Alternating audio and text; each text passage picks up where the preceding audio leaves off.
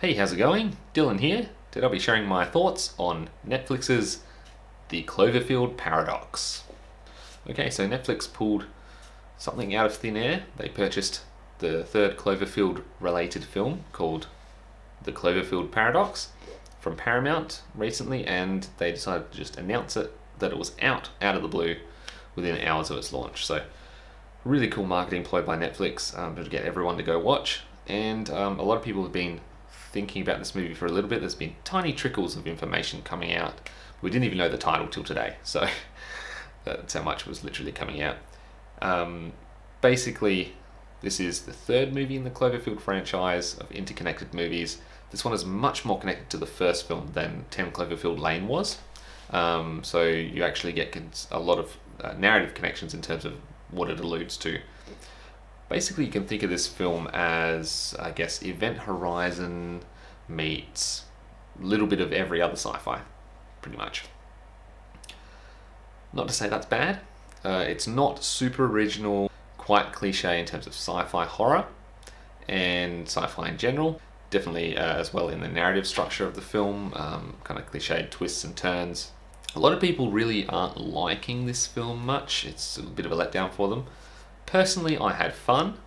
It was a pretty decent movie. It wasn't amazing, it wasn't mind-bending or anything, but I do really love some Event Horizon-y jump scares and Event Horizon-y horror. And that's the closest film I could kind of relate this to in terms of thematically how it plays. It's got quite a diverse cast, which is always good to see, and really good, like decent acting with the material they had. Script wasn't amazing. Chris O'Dowd's in this movie, which is out of nowhere, but he played the part. He basically plays Chris O'Dowd, really, just like a slightly less comedic version. And a bunch of other people which did really decent performances. I guess the best pros about this film are probably it has a cool score by Bear McCreary, and of Battlestar fame and many other TV shows.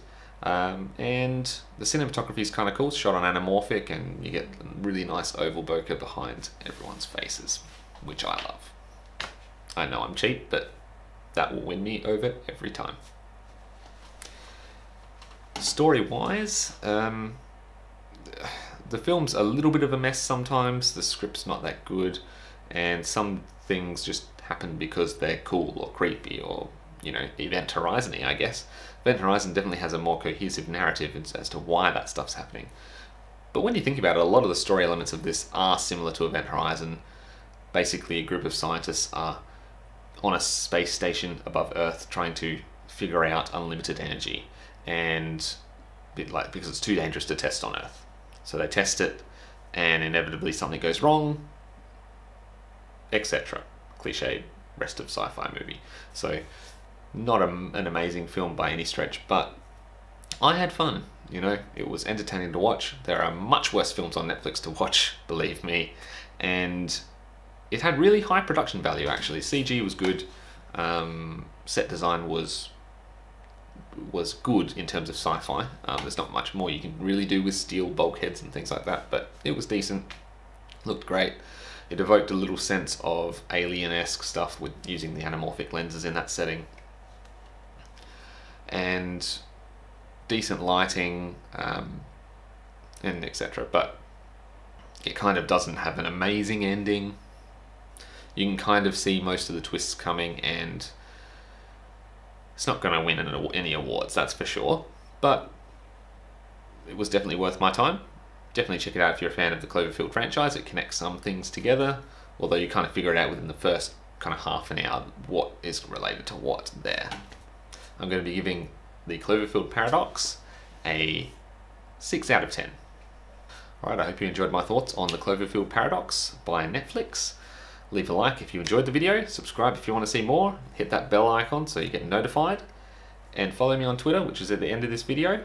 I do polls on what I'm going to watch next, what I should go see, what videos I should do even, or just general banter about movies or video production, which is my day job.